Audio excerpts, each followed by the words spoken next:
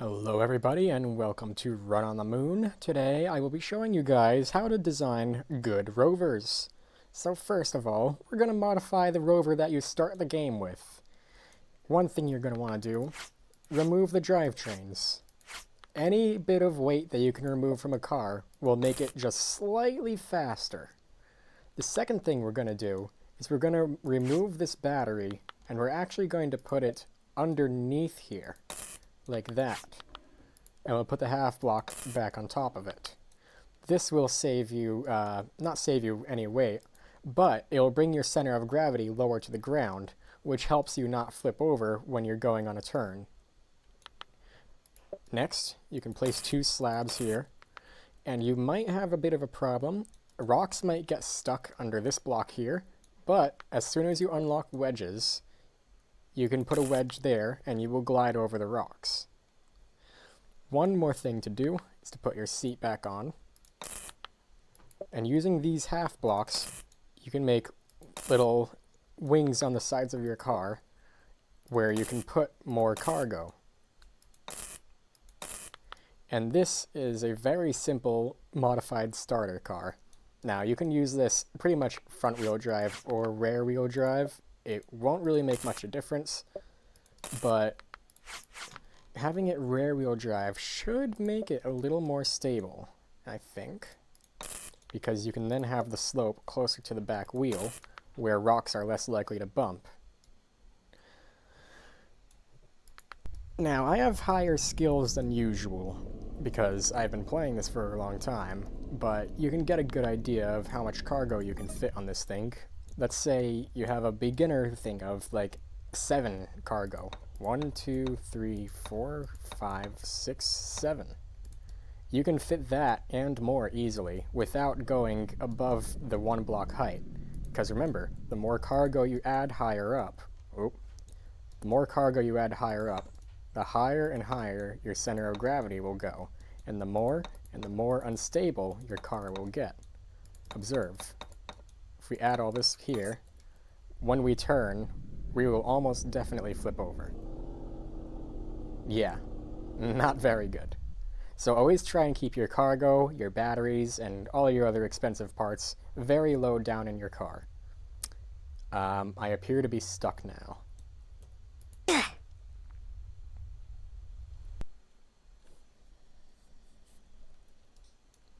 Next, after you've played the game for a little while, you're going to start getting more motors.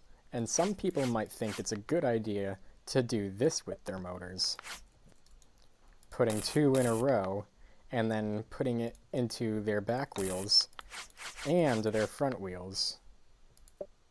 This can work in some cases, but it's not recommended, and I'll tell you why. When you combine motors together, they actually get weaker.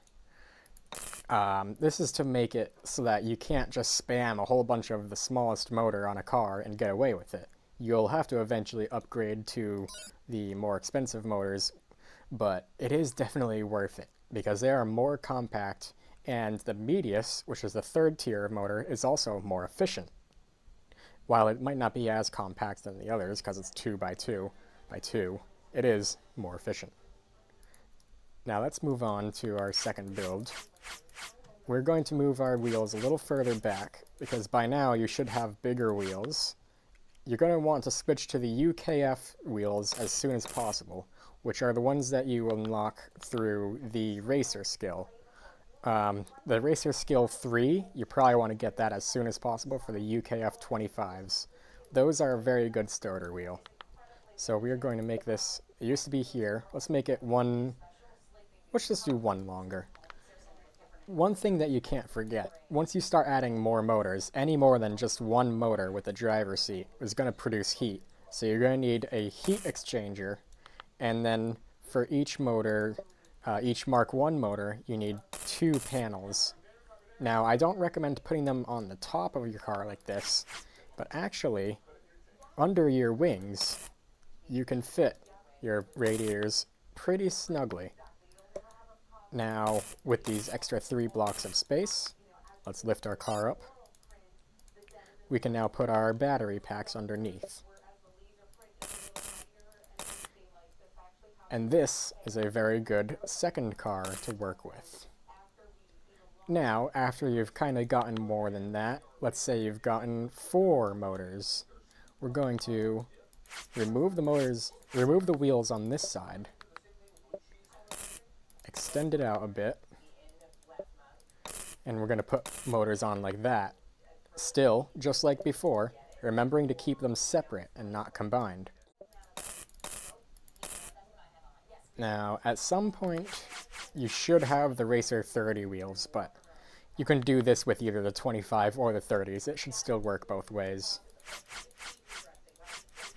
Now, since we have a much longer car, we're just going to place all these half slabs here and here. And we're not going to really worry about wings on the sides for now, because you don't really need all that extra space with how much you have up here. So, heat exchanger in the middle, just to keep the weight balanced. You always want your weight to be balanced. And we'll put batteries. It's always good to have a few more batteries, because you can get to much further distances. Like this, I believe you could get to Arts to Harmony in one run. But if you wanted to go like to SRM, you would have to stop at Korolev or this charging station first. But if you wanted to go further than that, you have space on these sides to add more batteries if you want. Now let's figure out how many radiators we need. This one's taken care of by the seat. That's 2. That's another 2. That's another 2.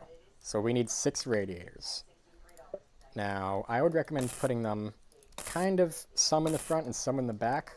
That way, when a rock goes under your car like this, it's less likely to hit in the middle where your wheels aren't. But you could always do this. You could add another set of wheels in the middle, unpowered. Usually you want the motors on the ends of your car. If you have extra motors, sure, go ahead and put them here. But for now, we'll just leave that as a roller wheel, or nothing. And this will make a pretty decent third car to work with.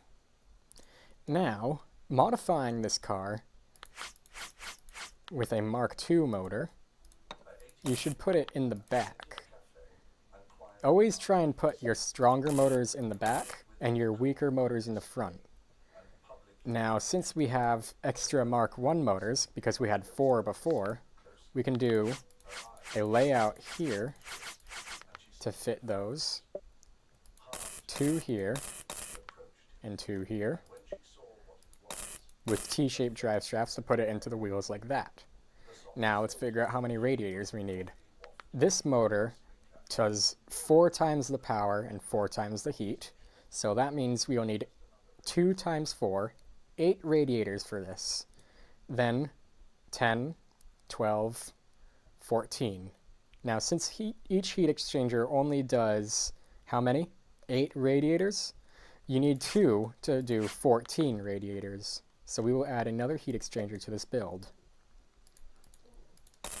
Now underneath, by this point you should probably have some battery blocks, so we can start replacing these slabs and batteries with actual battery blocks. These are very good to use because they save weight, and like I said, you can build them into there like that and have double the power per block. Now, how many radiators again? 14. I usually don't recommend putting radiators in the back of a car, but if you have 30 wheels, like this, you shouldn't have to worry about them bumping the ground at all. If you have 25 wheels, like this, you might have to worry a little bit and have to go a little slower on mountains or other hard terrain.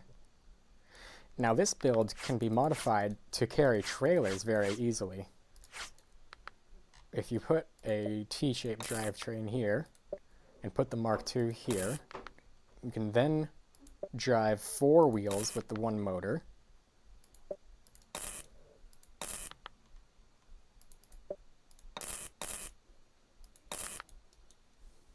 I did not mean to place that one. And we can stick some more batteries in there, because who doesn't want more batteries? And that's your trailer hitch. This is a good hauler starter build. And of course, you don't need this many motors to actually make a hauler. You could get away with it doing, say, just 4 of these motors. You could do that. This will work. Heck, even if you have just 3, you might be able to get away with just doing 3 motors like this. Now, you would want to remove some of the batteries and radiators doing this, because you don't need as many. You only need 1, 2, 3, 4 radiators. So we can remove the ones there.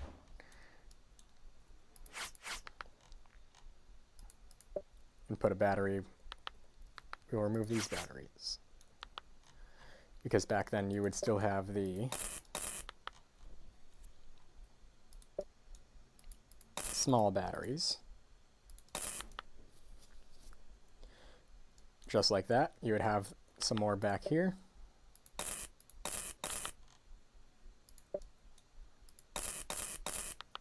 And that is another good starter build for hauling. Now let's say you've started to get a little more advanced and you've gotten, let's say, 2 of the Mark II motors. Well, you do the same thing that you did with the other build. You put them in the back, and then the Mark I motors you'll put in the front. Now, I wouldn't really recommend combining much more than 2 motors at a time, because, like I've mentioned earlier, combining motors will result in a loss of torque. So something like this will also work for hauling. This will get you pretty good speed, actually. And you might have noticed I haven't been using gearboxes at all yet, and that's because early in the game, you don't really want to use gearboxes. But once you start getting to heavier builds, I mean, not heavier, but more stronger builds like this, you might want to put reindeer on, especially if you're doing cargo. You can get away with reindeer usually when you're doing cargo on a light enough build. But if you're doing a trailer and you want to use mule to have more torque, and the straight drive shafts like that, and then you can put your motor here with your gearbox, because the reason you have to pull the motor out like that is because you still have to put the trailer hitch right here, and that would be in the way of trying to put a gearbox right here in the middle or anywhere on this 3x3 area. Now let's start talking about the Medius. The Medius is definitely what you want to work up towards in this game, because it's the most powerful, most efficient, most interesting motor to use. It is very hard to build around because it has the gearbox on the side, so you'll have a very high chance of bumping things if you have suspension right off the edge there, because that's a half block sticking out there. You'd probably need something like 30s or 40s in order for that to not bump the ground when the suspension gets compressed. So try to do this with your Medius motors if you can.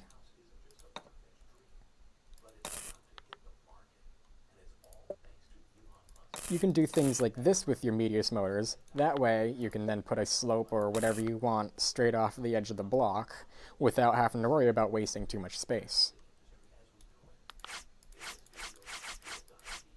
Now let's talk about radiators.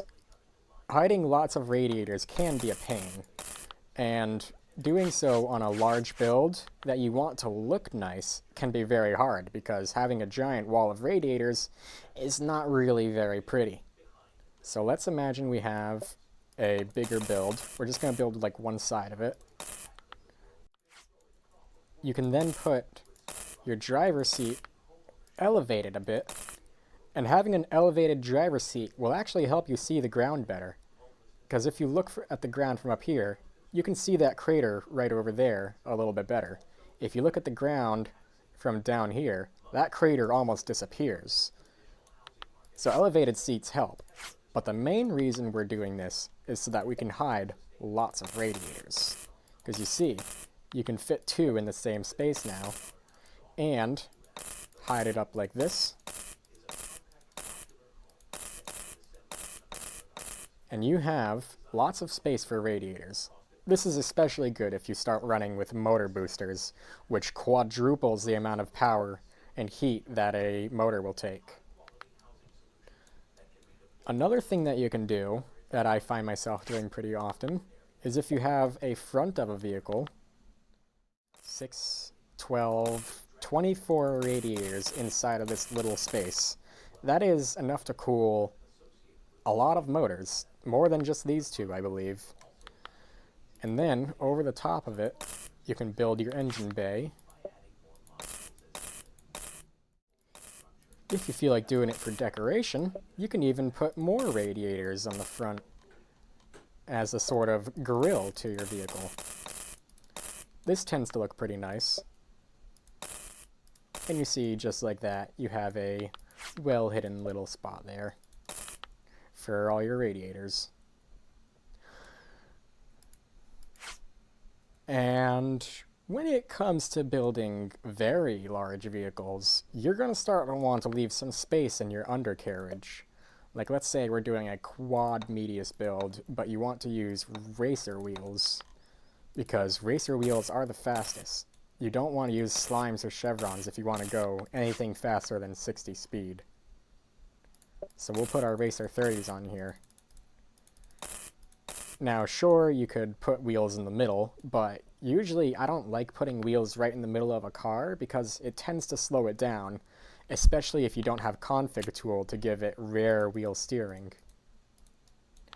So, with these, you'll probably want to have, say, blocks there and empty space below, or if you're feeling risky, you can fill that empty space with your radiators. One thing that you can do to make this work a little better is to put this here. That way, if a rock does get higher up towards the radiators, it won't slam right into the Medius. It will instead hit this slope and kind of ride up the rock nice and gracefully. Now, I don't know if there's much of anything else for me to show off for designing good cars. I could go into designing cars that look nice, kind of like I did with the engine bay, but I'm not actually the best guy to go to for that.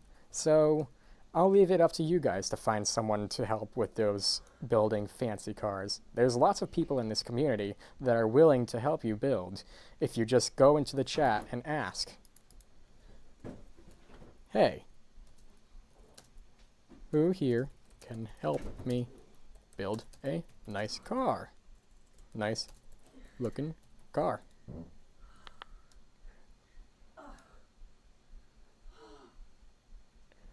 Even in just this public server. Look at that. We got Snully already offering.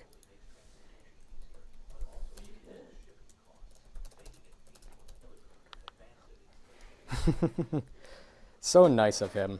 I actually helped that guy start off in this game. And now, I'm here to help all of you.